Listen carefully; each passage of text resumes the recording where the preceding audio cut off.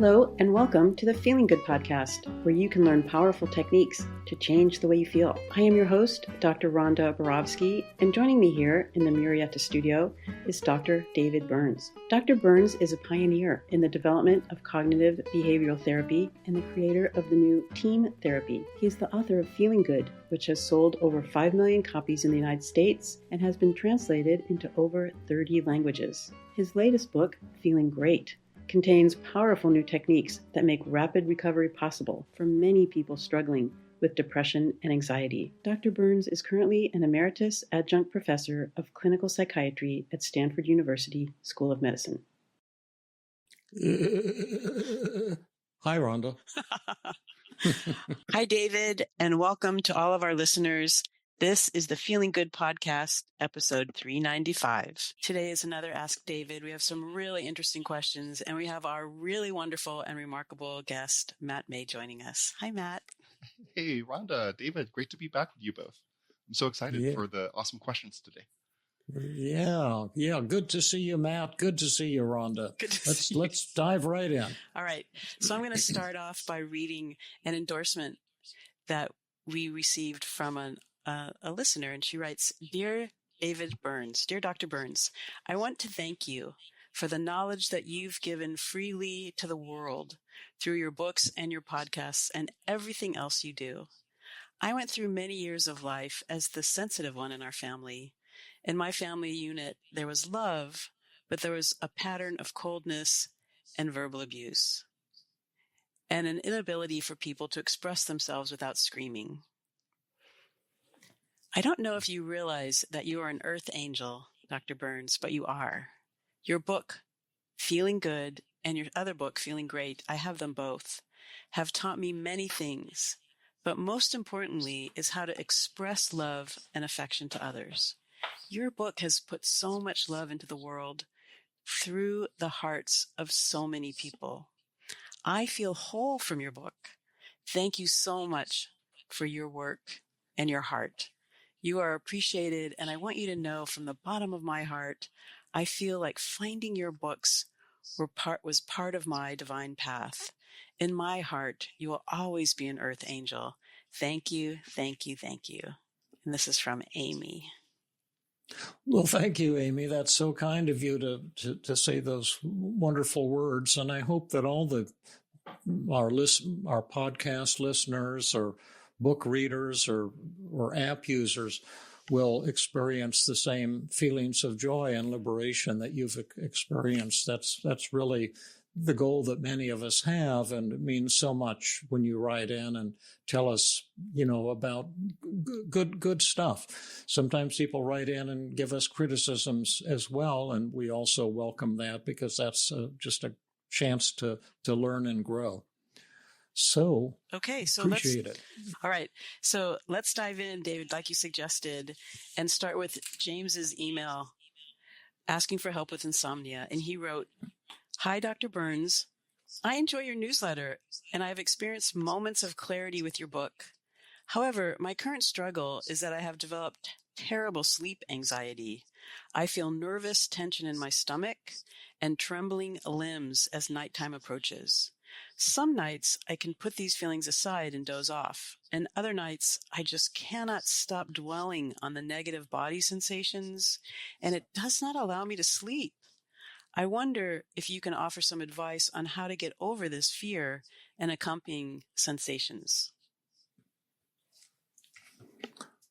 Right. So I'll give either you folks a first shot at this one, and then I have a few things to add, because insomnia is a problem that an awful lot of people struggle with, and there are some things to learn about it that can sometimes be helpful.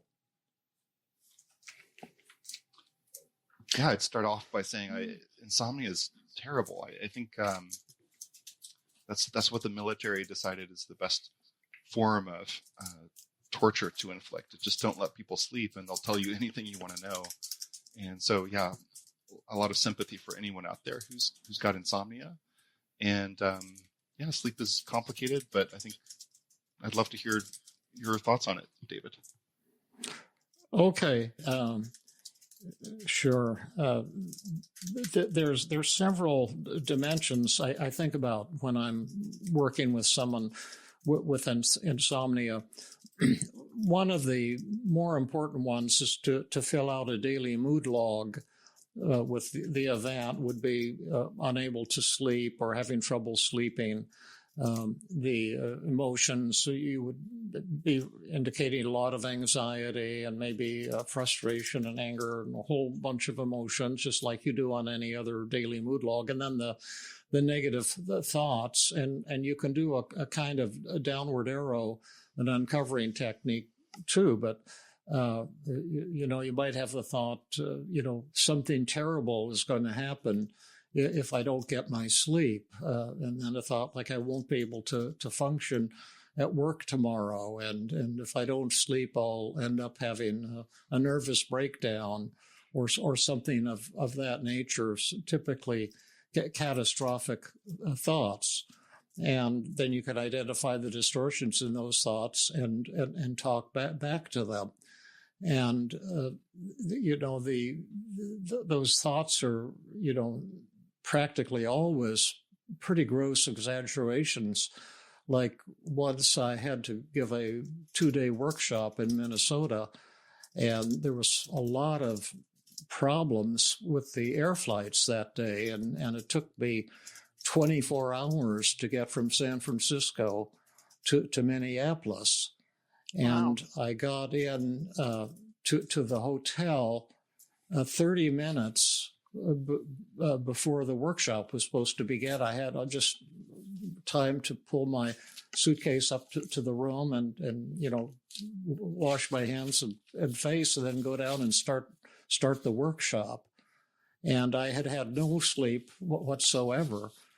And I just announced, that we're going to have a wonderful workshop today because I've been awake for 24 hours. And I do my best work when I'm tired and fatigued because I get real wacky, and that makes the workshops more fun. And sure enough, it was a fantastic workshop. I just didn't make the assumption that I wouldn't be able to function, and I functioned just fine.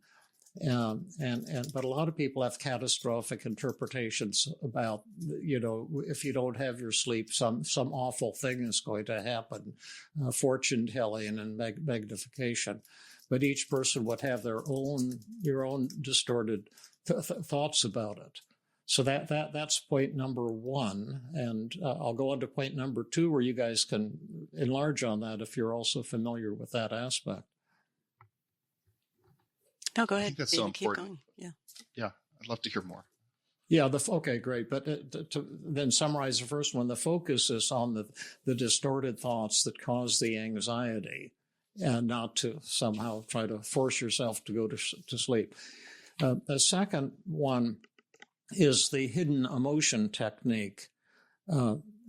Insomnia is probably most often a symptom that you're upset about something in your life that you're not dealing with very well. You may be sweeping it under the rug or avoiding it. And a lot of us are kind of programmed that way. We don't recognize when we're angry with someone, or when we're unhappy with work, someone's taking advantage of us or pressuring us or whatever. And so you don't deal with it, and then in the middle of the night, you're just anxious and irritated and agitated, and you're not at peace. But the sleep is like anxiety. It's often just a symptom that there's something in your life that's bothering you. And the hidden emotion technique, which you can read up, and you can go to the podcast page on my website, feelinggood.com, and type in the search function, hidden emotion technique, and you'll get some podcasts on that technique. Or you could read about it in my book, When Panic Attacks. There's a great discussion of it in there. But that's focusing on the source of the problem rather than fighting with the symptoms. And then there's also something called sleep hygiene. And these are basic principles, behavioral principles that can be helpful. like and you folks may know some of them, but like some obvious ones is often drinking too much alcohol at night. You kind of fall asleep and then wake up, because when the alcohol goes out of your system, then the brain gets hyperactivated. It's a kind of a withdrawal effect. Another thing would be if you're taking sleeping pills, they cause insomnia. Sleeping pills are only tested, in my experience, for 2 or 3 days, that they will enhance your sleep. Like if you're taking Xanax, it's like a magic bullet. The smallest dose is 0.25 milligrams. It'll put you right to sleep, and you'll wake up the next morning feeling rested and happy and joyous. And you'll think, I've found my secret bullet here, the cure for insomnia. But the problem is, if you take it every day for 2 or 3 or 4 or 5 days, you'll quickly become tolerant and addicted to it. And or any sleeping medication, and then you'll run into severe problems. I once took a sleeping medication that had just come out, and it was promising all these wondrous results. I can't think of the name of it, but I took one pill one night and fell asleep. And the next day I went into withdrawal, and I couldn't sleep at all the next night. It was just totally threw my system out of whack. And so that's another thing is using sedative, addictive type benzodiazepines or other, sleep type medications. There are some things you can take that are not addictive, like if you take a couple of Tylenol, they have a sedative effect and they're not addictive, or a Benadryl is not addictive and can have a sedative effect. But there's, if you drink Coca-Cola or any kind of caffeine at night, these are obvious. You can just look up sleep hygiene on the internet and you'll get a lot of tips. Another thing is don't lie in bed being awake and agitated. Get up and do something enjoyable. Go watch TV, and don't go to bed until you're really tired. Stay up until you're really tired. And, that's guaranteed eventually that you'll get tired and fall asleep. Those are just a few of the things to think about. Do you have any additional stuff on that, Rhonda or Matt? Maybe a few minor things, but that covered really the main points. I think it's a little confusing. Why would you want to stay out of bed until you're really tired? But I think that's an important point to understand. So we want to make an association, just like Pavlov's dogs created the association between hearing a bell and getting fed. We want to create an association between feeling sleepy and seeing our bed. I think I said that wrong, but and we don't want to spend a lot of time tossing and turning in bed or worrying, because that will create an association where the bed is a place to worry rather than to sleep. That's a good one. And I missed another. I mean, there are sleep clinics, and there are biological types of sleep disorders like sleep apnea and other like that. And so, I mean, if you have access to a medical care system, you could, have them check out, make sure you don't have that. I think sleep apnea is pretty darn common, and there's a number of treatments for it.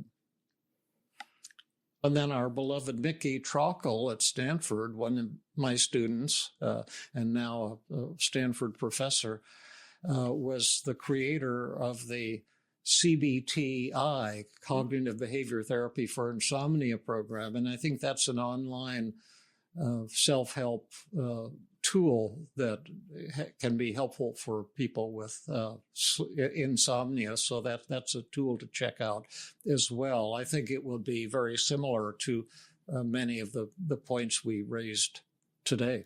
Mm-hmm.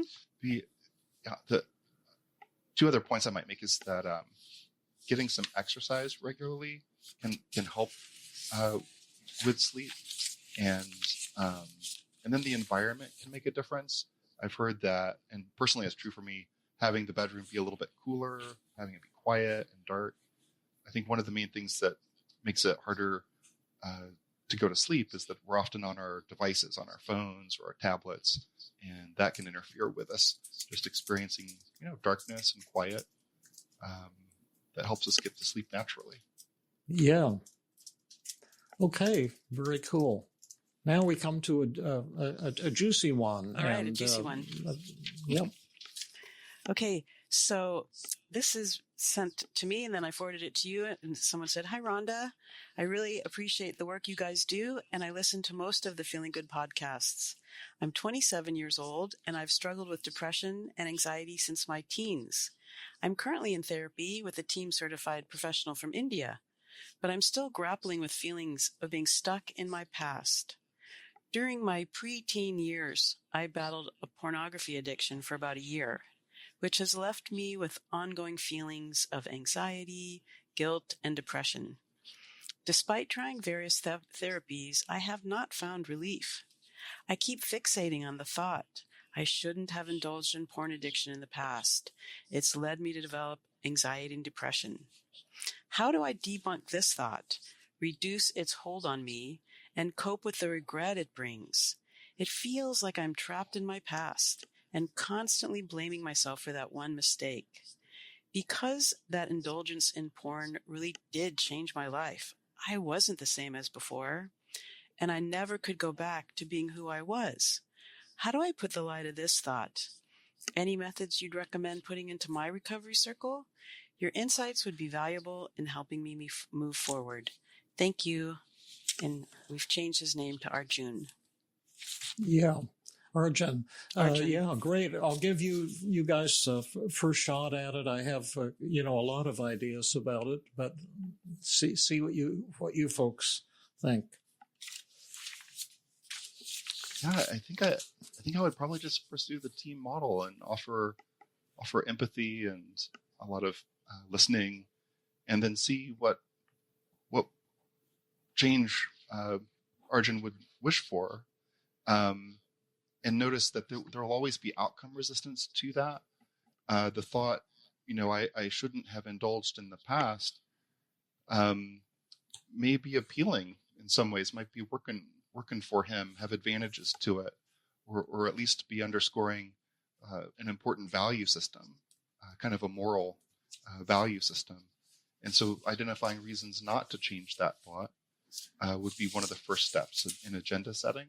Mm-hmm. And then we'd have many powerful methods to defeat a negative thought, like I shouldn't have indulged in pornography. One that, David, you taught me very early in my career was the semantic technique, just replacing shoulds, musts, and have tos with prefers. I wish that can take some of the sting out of those types of thoughts, but there are a lot of other methods as well. Okay, that's good.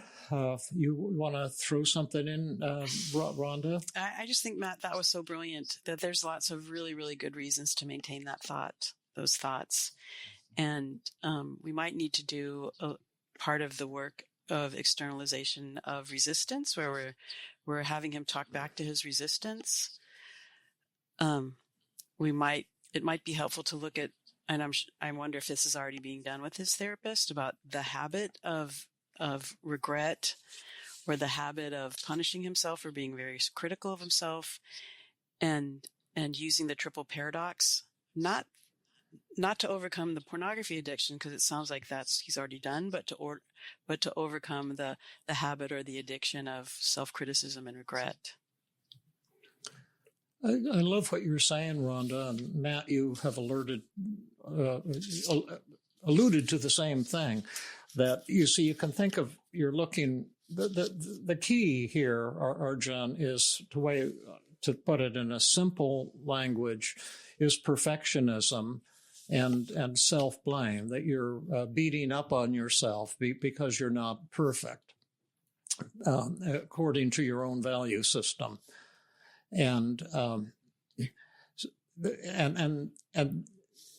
to try to find a technique like the semantic technique to replace the should will be absolutely worthless until you've made a decision to accept yourself and to treat yourself in a loving way instead of beating up on yourself and punishing yourself constantly. But that would involve lowering your standards from perfectionism, and your self-blame and perfectionism and beating up on yourself may be showing some really beautiful things about you. And you may not want to accept yourself because that might seem like settling for second best and giving up on your goal of somehow someday achieving perfection. And so I would, before we would even mess around with techniques to help you, it's pretty easy to crush self-blaming thoughts. But first, you might have to do a cost-benefit analysis. What are the advantages and disadvantages of beating up on yourself all the time? Or you could do a paradoxical cost-benefit analysis and list what are the advantages of beating up on yourself for fast failures. And what does it show about you that's positive and awesome? And maybe we can list some of those things right now. Remember, some teacher of psychotherapy has once said that at a very minimum, 95% of all therapeutic failure is due to an agenda-setting failure. I don't know who it was who said that, but it sure does seem true. And I don't think I've ever had a patient who stuck in therapy that wasn't the cause. And what I mean by that is that you haven't tuned into the fact, Arjun, that you don't want to let go of this. You're clinging to this, and any therapist who tries to help you is guaranteed to fail until that issue is addressed, and until or if you've made a subconscious decision to accept yourself. And maybe we could list, Matt and Rhonda, what are some of the really good reasons for our Arjun to keep beating up on himself? Yeah, I've got. What does it show about him that's positive and awesome? How do these self-critical thoughts and the shame and depression and the anxiety, how might that be helpful to him? What does it say about him that's positive and awesome?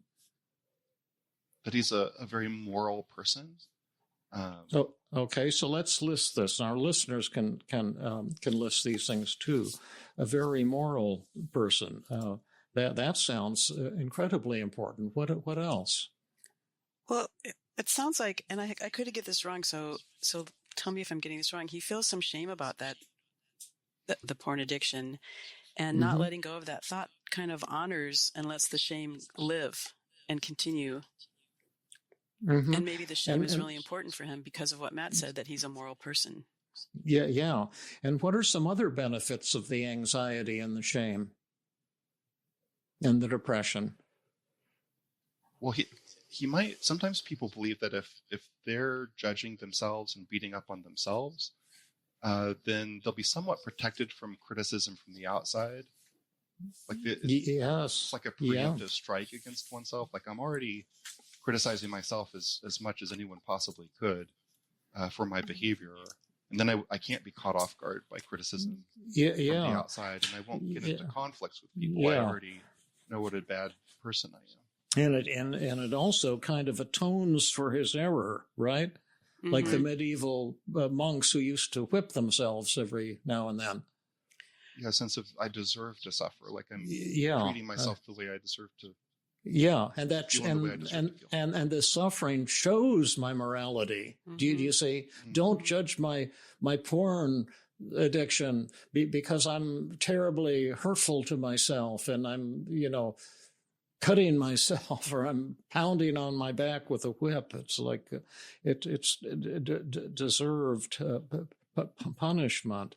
It also can protect him from, doing other bad things conceivably. That like if he were to punch the magic button and feel joyous, would you do that, Arjun? If we had a magic button and all of your guilt and shame and everything would disappear, right, and with no effort, would you press that button? And if he says, yes, I'd press it, then I'd say, oh, so you want to be happy about your porn addiction. Mm. Is that what you're telling us? And then you say, oh, no, I don't want to do that. And that would highlight the resistance. You see, well, all we're offering, Arjun, is enlightenment, which is joy, euphoria, being able to get close to people, to accept yourself, to accept others. But do you want that? No, you don't. You want to beat up on yourself because you think that's the right thing to do, and that if you keep beating up on yourself, eventually you'll become this wonderful person. And if you then decided, yes, I do want to keep beating up on myself, then I would ask you then, how much punishment would you want? How many minutes a day of misery and guilt and shame? And how ashamed and guilty would you like to feel between 0 and 100 for however minutes? Do you want to suffer for 3 hours a day, 9 hours a day? Would 1 hour be enough? Would 10 minutes be enough? That would be another question. But this is a motivational and resistance issue. And your resistance shows really beautiful things about you. Mm-hmm. And you will not be able to get rid of this depression about your porn addiction until you see that your self-punishment is a really beautiful thing. Do you see? You think you have some awful thing that you're trying to get rid of, but what you need to see is the beauty in yourself. And the beauty in your suffering. And I have one other thing, but maybe Rhonda or Matt can add to that, because I'm really pretty intent on what I'm saying right now. Yeah, I really like what you're saying, David. I think that's the core of team therapy, isn't it? To see that our symptoms are really what makes us beautiful. Yeah. And it's hard to see that you're very what feels like this awful thing about yourself. And I'm not talking about the porn. I'm talking about the judging yourself and putting yourself down until you see the beauty in doing that. You see, you're trying to get rid of all this depression and self-hatred, but you won't be able to until you see the beauty in it. And that sounds crazy, but that is the key to team. What's your take on it, Matt? Well, can I add something? I was thinking that maybe the thought keeps him vigilant and helps him not relapse. Yeah, exactly. Yeah, sure. And protects him from repeat. Yeah, mm-hmm. Exactly. Keeps him vigilant. Yeah. It kind of shows a little. Feel like. And go ahead, Rhonda. No, I'm sorry, Matt. Go ahead. You. Oh, I was just thinking. Like I often want to have the sense that I'm learning lessons from life. And like realizing, that was something I shouldn't have done. I shouldn't have engaged in pornography. Makes me feel like, I've learned. I'm underscoring that lesson in a way. I'm highlighting that. Yeah, that's right. That's right. That would be the sixth positive. And you know what? When I was a psychiatric resident, this colleague, I won't say his name, but he's a famous psychiatrist now. He was in my residency class at Penn. He said, I feel sorry for all these shrinks who think they have to be able to help everyone. And I said, oh, you're so right, John. That's so pathetic, people who think that. But what I was thinking inside was, that's okay for you, John, but not for me. I'm the guy who is going to help everyone. And so, I didn't want to let go of my perfectionism either. And it took me a lot of years to figure out the obvious, that my perfectionism wasn't helping me in any way, or my patients, and that learning to fail and to be human has made a far more powerful impact on my friendships, my teaching, my clinical skills. But it took me years for that to suddenly see the light, that and giving up this idea that we're going to be this perfect ideal self. Mm-hmm. And what we're talking about is the death of the self, the death of the pride. And of course, no one wants to die because the healthy acceptance is invisible. We can't see how wonderful it is until you've experienced it. And I'll finish with a kind of a stupid little Buddhist story, but it's really been helpful for me. And you've probably heard it many times, and I probably won't even tell it correctly. Hopefully I won't, but it's just and I see a Buddhist monk when I go out on my daily slogging or walking or whatever you want to call it. I see an older Buddhist monk with a younger fellow who's looked like he's about 18, and they're obviously walking along, Once I went up to them and I said, "Oh, who's the teacher here?" and the younger fellow says, "Oh, he is." I don't think they got my stupid joke, and you probably didn't either. But at any rate, the story goes: there's this older Buddhist, this famous Buddhist guy, and this younger monk is following him along. They're walking through the forest, but there's a heavy rainstorm, and they come to a river that you have to cross, and there's this sexy woman there, and apparently a prostitute, and she turns to the older monk and says, I'm not strong enough to get across this river. I'm afraid I'd be swept away and drowned. Could you help me get across?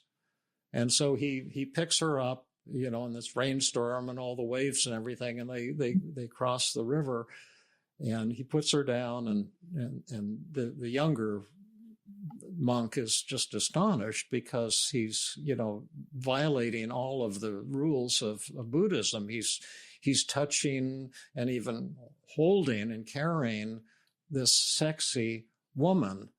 And the younger one is just so shocked and doesn't say anything. And they continue walking about a mile. And then finally, the older monk says, you seem quiet. And the young one, kind of embarrassedly admits, but isn't it true that one of our teachings is that we're not supposed to look at a woman? And the older one says, that's true. And doesn't it also say we're not allowed to touch a woman? And the older one says, oh, that's also true. And then the young one says, but didn't you pick up that woman and carry her across the river? And the old one says that's also true, but I set her down on the other side. Are you still carrying her? So that's the story. Mm-hmm. Yeah, that's a great story. That's that story. Mm-hmm. And his problem isn't Arjun's problem isn't that he screwed up in the past. I can guarantee, Arjun, you're going to screw up throughout your life in all kinds of ways. I mean, if you're like me, you are. I make mistakes all day long, every day. But the problem is not that you make mistakes, but that voice on your shoulder constantly berating yourself and giving life to that voice. That's your mistake right there. And that prevents you from living your life right now. But you might not want to give that up because you're still clinging to the idea of achieving some kind of perfection and the right to beat up on yourself when you fall short. And you have that right. And if you ever want to stop, then that's a decision. It's not a technique. Well, if he's working with a team therapist in India, the two of them could listen to this podcast and then follow this as an outline for their therapy together. Yeah. If we know what of them, maybe we'll get some follow up. Or Arjun, you can give us some follow up at some that would point. be great. Okay, should we go to the next one? I loved Arjun. I feel sad that you're struggling, but I admire you for answering the question, and I think you will find an answer. Maybe when you least expect it. Enlightenment sometimes, the teacher will show up when you least expect it, and suddenly you'll see something you hadn't seen before, and it can be mind blowing. That's nice. Okay, so and Arjun, one other thing, your problem is no different from the problem of everybody that comes to me for help with depression. Everyone beats up on themselves because they failed in this way or that way. That was what our acceptance and resistance survey was all about, that we went over, a few weeks ago. Mm-hmm. All the things that people beat up on themselves for: not having the correct sexual orientation, having the wrong sexual fantasies, being too fat, being too thin, not being smart enough. And that's the story. That we had 17 categories of things to hate yourself about. And all the people in the survey, 80% of them, said they wanted to accept themselves. But when it came down to specifics, each person, they had an average of over 50% of these 17 categories, things about themselves that they could not or would not accept. And so that's what it's all about. Perfectionism versus self-love. Perfectionism versus acceptance. I agree totally, David. I liked one thing you once said in a class, which is that the cause of depression is high standards. Yeah. We don't want to accept this version of ourselves. We want a better version. Are you saying I should accept my crummy self, Matt?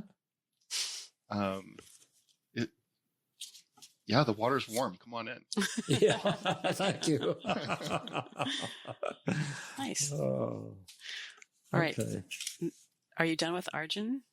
Yeah, okay, yeah. But I loved that question, and hopefully it'll stir a little controversy or a little interest. But it's certainly probably a problem that a lot of people struggle with, and we all have various kinds of shortcomings. Mm-hmm. Absolutely. Okay, well, this is from Stephan, and he wants to know, how do you treat feelings of rage? And what if you're simply angry, but you don't have thoughts about it? And he wrote, "Hello, Dr. Burns. I hope this email finds you in good spirits. I've just begun your book, Feeling Good, and I have reached the point where you begin to speak about cognitive distortions and how to get over your thinking errors. I've been doing your exercise on the days that my thoughts are heavily saturated in my mind, and I've realized something within doing this exercise. A lot of my thoughts do focus on the cognitive distortions that you've outlined in your book, but the other 75% of my thoughts focus on pure trauma of past situations and experiences that channels pure hate, anger, and rage that pours out of my thoughts about the past situations. For example, one situation was someone purely scamming and taking advantage of me for years. And while doing your exercise, my hate and rage for that situation really comes out, to where I wrote down, F that stupid, I don't want to swear on the podcast. You can imagine what they said. I hope she continues through her life being scammed as a fraud she is. A lot of my thoughts surround things like this situation that I've been in. Or another example might be, this stupid girl is going to get married and divorced 5 times before I get married once. And I went down the wrong path. Ha. Most of my thoughts are like this, surrounded past relationships, friendships, and coworkers. And honestly, I don't think it has anything to do with the list of cognitive distortions that you've provided. Not saying that I don't have those thoughts, but the majority of my thoughts surround different topics. I would love your input on my thoughts, on what's going on in my head, and possibly even the name of the type of cognitive distortion that these thoughts could fall under, if any. In the meantime, I'm going to continue reading your book, and hopefully the answer is in there. But if not, I graciously await your response, and I also thank you for your time. Best regards, Stephan. Well, I appreciated that because your problem is one that a lot of people can identify with from multiple points of view. First, a lot of us get pissed off about people who have taken advantage of us in our lifetimes, and I've been fooled by a number of people and gotten conned and angry. And I think most of us have been hurt and feel a lot of rage and resentment against people who did bad things or people who do bad things to others, or looking at the world today and looking at the horrors that people are perpetuating on each other, making more war, killing people, starving people. You know, there's a lot of horrible behavior in the world, and this has to do with how hard it is to accept others as well as ourselves and accept the world. But another reason that I love your question is because many people don't understand the idea that all emotions result from thoughts. And you seem to feel that you can have something called pure hate and pure rage that isn't triggered by a thought.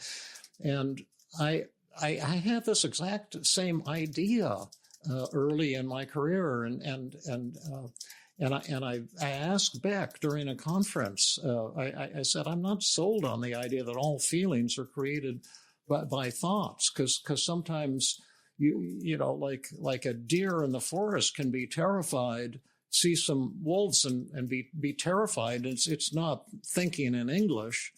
And yet it has powerful feelings of panic, and it runs off at top speed to get away from the danger. And then Beck said something that really, I finally understood what cognitive therapy was. He said, thoughts is just one type of perception. It's just a way of talking about the way we think about things. And we don't always think in words. Like, you might have an elevator phobia and have terrible fear when you're around elevators. And due to a picture in your mind, you might imagine being on the elevator and getting stuck and suffocating, or the walls closing in. But that is a perception. And the deer in the forest sees a predator animal and has the perception, wow, that animal's going to eat me and try to bite me and kill me, and it creates feelings of fear.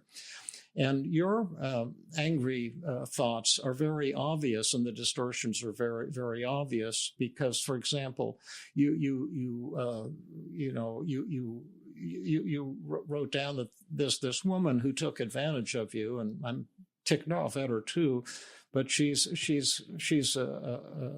you say F something like what would that mean? F that stupid B something. BIT something, and I hope she continues as being scammed as the fraud she is. So one certainly distortion that you've got going on here is labeling, and you know, you're labeling her as a B and an F, you know, and another would be emotional reasoning. I feel enraged, therefore she's a bad person. Another would be, other blame. And another would be other directed should statements, and which does not take away from the fact that she's doing bad things and in all likelihood knowingly scammed you and deceived you. But the way you feel about anything will depend on your perceptions. and your thoughts. And the first step in any anger and rage, as we've talked about recently, is to do a cost-benefit analysis, because you have every right to be as angry as you want for as many minutes as you want, for as many days as you want, as many hours. But anger can be really tough to get rid of because it's kind of empowering. But one of the things that's been most helpful is a cost-benefit analysis first. What are the advantages and disadvantages of harboring anger toward this person? How will it help me, and how will it hurt me? And there's many, many advantages of anger and blame. I have a list of 35 advantages of blaming other people and being pissed off at them.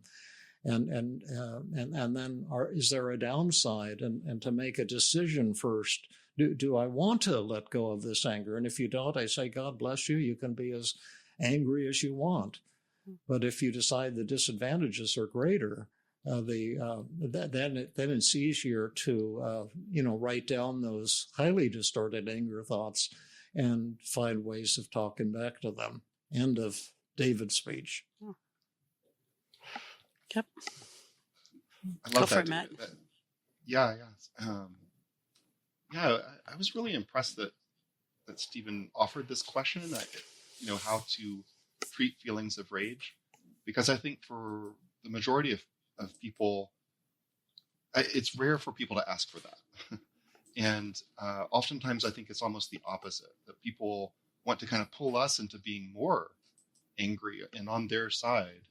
And when they're analyzing what artificial intelligence does when it's trying to optimize to get people to spend more time paying attention to their screens, their tablets, and their cell phones, it's by feeding them news clips that will cause them to feel rage and outraged and angry. Can you speak a little louder, Matt? Because your voice is getting real quiet for me. I can't even hear it hardly. Sorry. I was not audible there. Is this better? Much better. Oh, much better. Yep. Okay, yeah. So, hatred sells like hotcakes. It's one of our favorite emotions, rage, and so very few people want to actually reduce it because it is held in place by so many apparent advantages to keeping the rage. And maybe we could list some of those. Like, he probably doesn't want to get taken advantage of again and treated badly again. And he might think, as long as I'm angry and feel rage, then I won't forget this lesson. I'll be on guard, and I won't be vulnerable to this type of scamming person again. So that there could be a sense that my rage protects me. Or that's huge. Yeah, and it could feel righteous, like I've got the moral high ground, that I'm kind of all good and the victim, and the other person is all bad and the bad person. Yeah, and that would be all or nothing thinking, a distortion I forgot to mention. And then we might be thinking, well, there were actually some things I liked about that relationship or that person, but I don't want to really let go. I don't want to grieve. But my rage kind of keeps them somewhat in my mind, somewhat close. And I don't have to experience that vulnerable letting go, but instead I can feel kind of powerful and righteous. Those would be some of the reasons that people, I think your list of 35 is much. Yeah, go ahead. Yeah, and I can feel superior to that person. Exactly. And look down on them and judge them. Yeah, and I can that's have kind of highly revenge fantasies even. Yeah, that's right. Revenge fantasies. Yeah. Think about someone you really hate taking like a pie to the face or something like that, and they're ashamed by it. You kind of giggle or laugh inside, and even if that's just an image in your mind, you kind of want to keep it. Yeah. And so rage keeps pulling us back in for more, and it gives us a sense of purpose, like I'm doing the right thing to object to this type of behavior in the world. And also, you can get people to agree with you, and you can get power too. The great dictators, Hitler, got people angry at others, scapegoated others, and the whole German country got behind it and got ecstatic. They got high off of this, and they found that killing was fun and exciting. That it kind of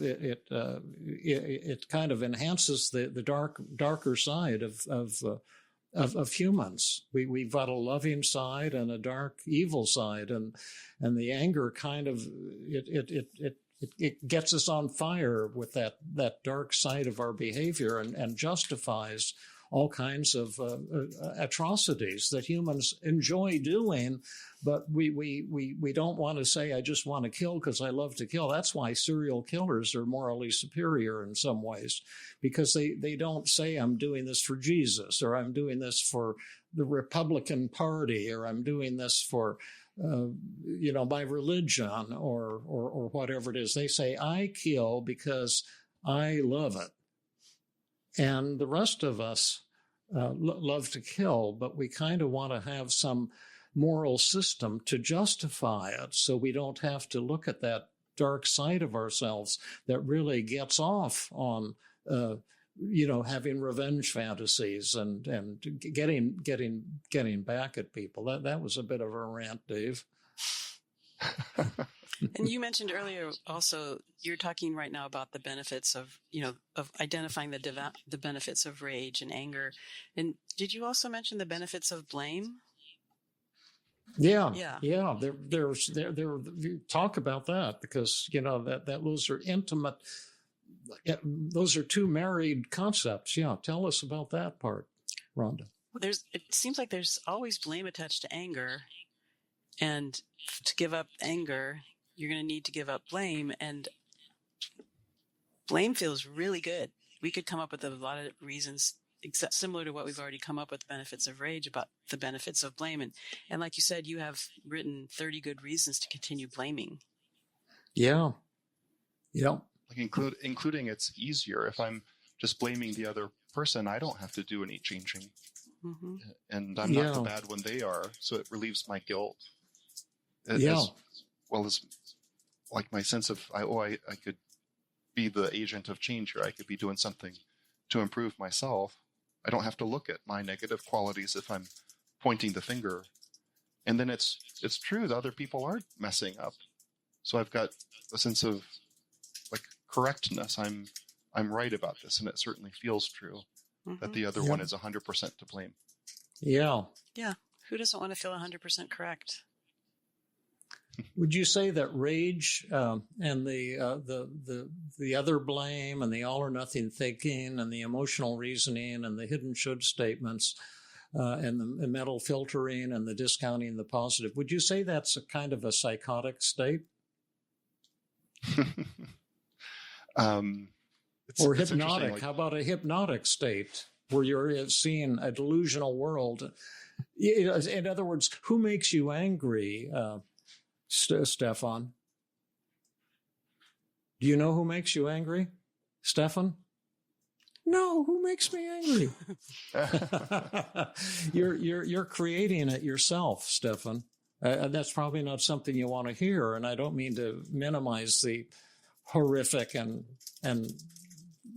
easily hateable bad behavior of many people, but it's all of this internal dialogue. You go into a kind of hypnotic state where you start believing that person really is an evil ogre deserving of death. That's what Hitler found. He put people in a kind of hypnotic state. They believed the Jews were all bad and needed to be killed. Some politicians these days are putting people in hypnotic states as well. Wow. It's sad to have so much anger and rage and blame, because instead of saying, I want to take this and recreate a different life, or recreate a different way of looking at this relationship, or create a new way of being in the world where I can be happier, it feels like there's a stuckness in the rage, and I wonder if there's a thought that could be put on a daily mood log that could be worked with. And the thought is like, I have no control over my anger. Yeah, we used to joke about that in the early days of cognitive therapy. People say, I just can't help myself. Sometimes my fist just doubles up and fires right into my wife's face, and it's so puzzling. And I can't control it. Yeah. And we used to say, so you can't control it, huh? So let me ask you this question. If I put a gun to your head, are you saying you couldn't control your fist? Mm-hmm. So pointing out that it's a motivational. Yeah, it's intended. Yeah, our hands don't just flash out and hit someone in the face. We're doing it because we're pissed, because we want to hurt them. Let's say someone does successfully get through all of this resistance, which is, and that's probably half or more than half of the work. Do you have any special techniques or that you really like to use for rage, blame, anger, David? I can tell you one thing that was helpful for me when I was in clinical practice. I mean, I think the older you get and the more tolerant you become and more understanding of other people.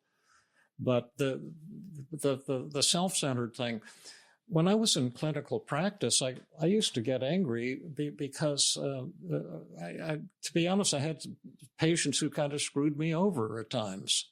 And I probably shouldn't say that. It doesn't sound professional, but it does sound good to say it. I had a number of patients who screwed me over.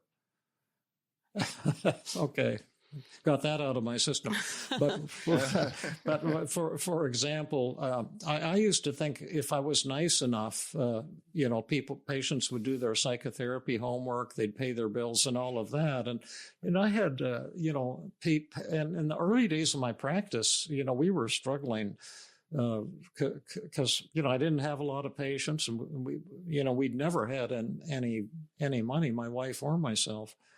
And so sometimes people would run up a bill and then they would just drop out of therapy and refuse to pay their bill. And I got ticked off. And then I said, okay, David, you can just get ticked off and be as angry as you want for as long as you want, or you can see if you can change your practice to protect yourself from this happening again. Because, see, the rage never protected me from anything. Right. And so I was treating an accountant and he just said, well, one thing you can do is just ask him to pay the bill at the start of every session and just have a ledger in there, just put the date, the charge for the session, the payment for the session, and the balance. And this way you can keep everyone at a zero balance for the rest of your career. And if they don't pay, you can address it, right away, and don't let them start building up a bill. And that worked like a charm.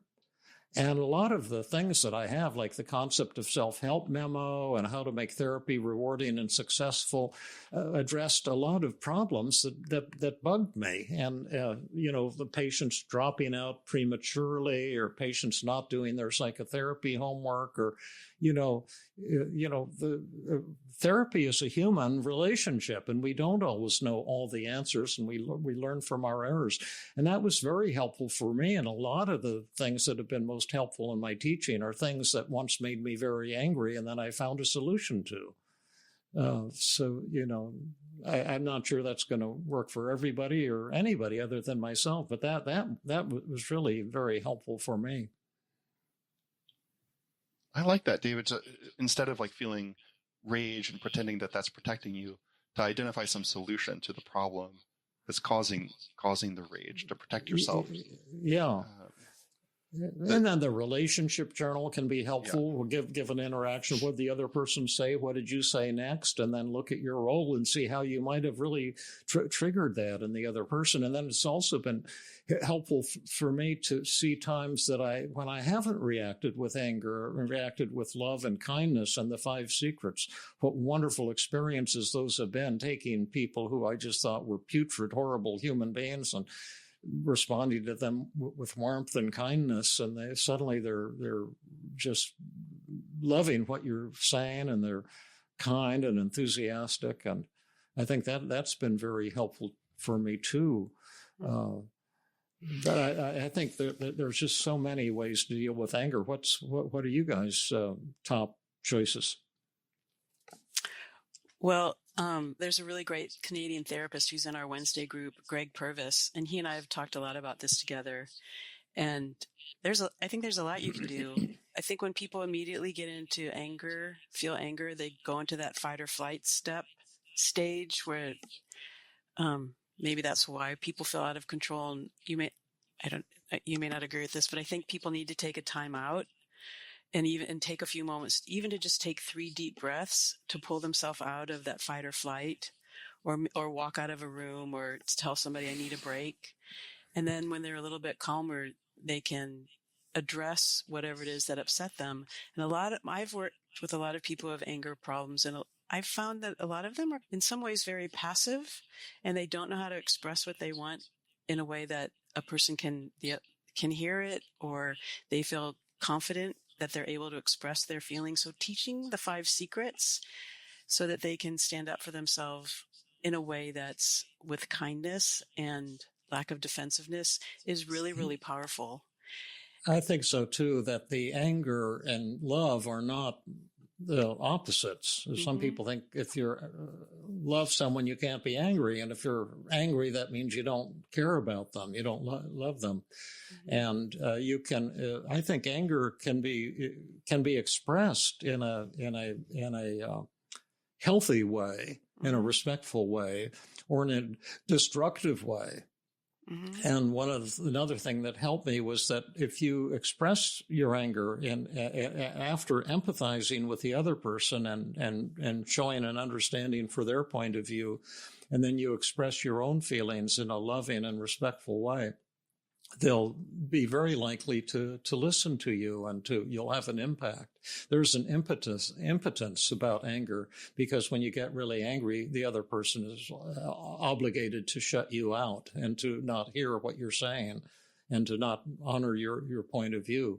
Whereas if you treat someone with warmth and respect and make them feel good, they'll often bend over backwards to accommodate your own point of view. I think decision is the basic thing. Do I want to give this up? And you probably won't want to give up your anger, and then we don't have anything we need to work on. But if you do want to handle it more effectively and have more loving relationships with people, there's tons of techniques that we can use. I have a few that I like. I'll just share if anyone wants to reduce their rage, which is again the big question. Like, there's so many advantages to keeping it. One that I found useful for me is just to remind myself that even if I don't lift a finger, even if I don't do anything, anyone I'm angry or rageful towards will suffer during their life and eventually die. That we're all mortal. And there's something about that just makes it feel like I don't have to, it's not so urgent that I get some sort of revenge or feel angry with them, because I can feel more compassion towards them. They will suffer, and methods like forced empathy, where I just try to put myself in their shoes for a while and try to understand what their world must be like. And usually I decide I wouldn't want to be them. I wouldn't want to have been born into the world as them, with their brain and their background and their parents, and they didn't choose that. They didn't choose, the time and place of their birth or the things that influenced them or their own genetics. And realizing, folks that have influenced me are like Sam Harris and Robert Sapolsky wrote about the absence of free will, and realizing, our brain is just an object in space like anything else. It's operating according to the laws of physics, not according to the way I think of what they should be or how they should be. And so seeing it as more of like, okay, that was sort of a misfire in circuitry, rather than an evil human being who must be punished. What's behind that free will thing that they're saying that people don't have free will? I don't read much, and when I hear people talking about free will, I generally say they undoubtedly don't know what they're talking about. But what is their thing? I mean, is it just nothing other than, we may not like it when a lion kills a deer. But they're doing that because they're hungry, and that's not something that you can will your hunger away. We have strong influences on our behavior that we're kind of born with. Is that all they mean? I think it's a little strange, hard to explain, but one of the ideas is like if you notice someone murdering or doing something terrible, like there was an example of a shooter in Texas in the clock tower, and he I remember that one. And he wrote that was years ago, note. Right? It was years ago. Unfortunately, it keeps happening. But he had written a suicide note saying, "I don't know what's wrong with me, but I know that what I'm about to do is terrible, and I shouldn't do it, but I feel compelled to do it for some reason. Please do an autopsy." And they did, and they found a brain tumor. Oh, interesting. And so people's opinion of him went from he's a monster, right? He's this terrible human. We hate him or feel rage towards him, to feeling compassion. He's a victim of his own biology. And so one concept, and Harris is the person who explained this in so clearly, better than I'm doing right now, is that regardless of whether it's something big like a tumor that you can see and say, oh, that's the cause of this, or if it's something at a microscopic level going on in the brain, it's wiring or some gene that it's different or something like that, that there's some explanation for what's occurring in the way that people are thinking and feeling and behaving. And it's not that they're bad, it's the shape of their brain. It's the structure of their brain that's causing decisions to be made. Rather than some magical free will or self or something like that. Yeah, well, I don't mean to be a badass or an ass of any kind. Yeah, but the only class that I excelled in medical school, because I was constantly rebelling and skipping classes, but was neuropathology, and I think I had the highest grade in the history of Stanford Medical School on that exam. Interestingly, I didn't remember any brain tumors associated with homicidal impulses. And you probably didn't find the location of the self there either. Yeah, that's right. So was somebody the same because he had this brain tumor? That's why he went on a shooting spree? I mean, again, I don't like to throw mud in the clear water, but... Well, it may not be a brain tumor in all cases, but there's something. Well, was it in that case? The theory a lot of people have brain tumors, and they don't go on shooting sprees. That's true. And then, so what is the cause? Is it a bad self, or is it a physiological process that you can describe using the laws of physics?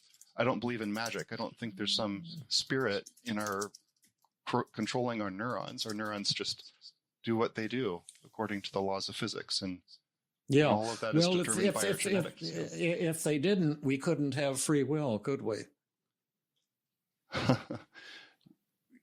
don't believe in free will. It sounds like you do, and some people really No, I just think it's a meaningless concept.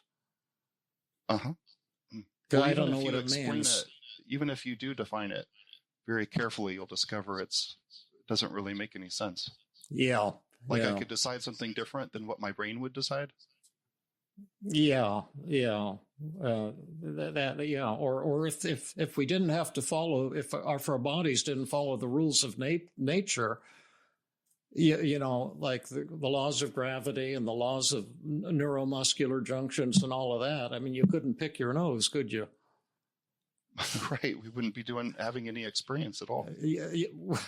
Well, even if you could sit there having an experience, if you're paralyzed, then your arms and legs aren't following the normal laws of physiology, because there's some, the nerves are cut or something like that. That doesn't give you free will. That takes away your freedom. So the whole thing seems like nonsensical to my way of thinking. And I don't think I do the topic justice. Oh, you do? Yeah, I think you're doing great. Oh, thank you. Well, isn't the amygdala part of the brain that manages aggression, and that maybe I'm not. I'm just plodding along here too, but if there was a tumor in a part of the amygdala that might increase the likelihood of aggressive behavior. Yeah, well, those are all hypotheses, and I just remind myself that I like to test hypotheses and test them with rigorous statistical techniques, and I find that almost all my hypotheses can easily be disproven. And when I test other people's hypotheses with a good database, I 100% of the time find out that their hypothesis can't possibly be true. So, I mean, you can spout all kinds of hypotheses about the causes of aggression, but I don't think we know a whole lot about that yet. Mm-hmm, and I suspect one day we will. Mm-hmm. But I just think it's kind of worthwhile to be disciplined and not pretend that just because we're on a podcast, we know something. Right. You know what I mean? I just like to say I'm not personally aware of any much knowledge about the cause of aggression. I know a lot of people like to hear themselves talk and. But I wonder what if Matt, what you're saying. Things. Yeah. I know I'm interrupting you, David. I wonder what, Matt, if you're saying that we want to separate out the person from their behavior and see that trying to have some compassion for the person, separating out what it is that they've done. And they might have done something horrible, but they are not a horrible person. And that everyone to some extent deserves compassion and empathy because of whatever the explanation is for what they're doing. Yeah. Yeah, that's a nice way of putting it, Rhonda. I love that. Yeah, and that you can find a great deal of liking even for people who have done horrible things. Like I've mentioned before, that Jeffrey Dahmer interview of the serial killer, and with his dad on national television, and he was one of the most likable, humble people I've ever seen on a television show, and. He just said that he had these fantasies and he gave in to them, and then his dad, who was with him on the show, said that he had the same fantasies when he was young, but he didn't give in to them, and his son had never heard that before, and it was really a beautiful father-son thing. It sounds so awful, I guess, to thinking of Jeffrey Dahmer as a serial killer, but does that make him a totally bad person? And I think that's part of the psychosis, to thinking someone could be totally bad. I love that first 48 hours TV show, and all they do is homicide investigations, and they're working with the most hardcore criminals imaginable. They generally find the killer, and some of them will not confess, and they just seem hard. But more than half the time, they treat these killers in a really loving way. I know this sounds weird, but this is what they actually do. And they use positive reframing, and then they'll suddenly burst into tears and confess. And it seems weird until you see it, and then it looks perfectly natural. And the way they get the confession is by treating them with respect. Occasionally they'll use harsh tactics, but it's usually treating them in a loving way that gets them to open up, and like maybe they never had a father who cared about them or something. And then these homicide detectives sometimes act very caring and say, I know there's always two sides to a story, and you were probably pissed off, and maybe you thought you were acting in self-defense, and it seems pretty clear to us that you pulled the trigger, and we just want to hear your side of it, and we want to try to understand you. And then they start sobbing. It's pretty amazing. Yeah, Wow. that's a powerful example. Yeah. I like that. Well, we've gone a little bit over an hour, so perhaps we should stop this Yeah. podcast episode. Well, it's always a pleasure with you, both of you. Means a lot to me to have known you even, and to hang out with you and talk about these topics. And we love all of you who are listening to the podcasts and really appreciate you. Mm-hmm. And a lot of you are suffering, and we hope we can in some way bring feelings of hope or support or being cared about, because we care about you. Yeah. And appreciate you. I love that message, David. Yeah, well said. It's great spending time with you both. Thank you. Yep, absolutely. This has been another episode of the Feeling Good podcast. For more information, visit Dr. Burns' website at feelinggood.com, where you will find the show notes under the podcast page. You will also find archives of previous episodes and many resources for therapists and non-therapists. We welcome your comments and questions. If you want to support the show, please share the podcast with people who might benefit from it. You could also go to iTunes and leave a 5-star rating. I am your host, Rhonda Borowski, the director of the Feeling Great Therapy Center. We hope you enjoyed this episode. I invite you to join us next time for another episode of the Feeling Good podcast.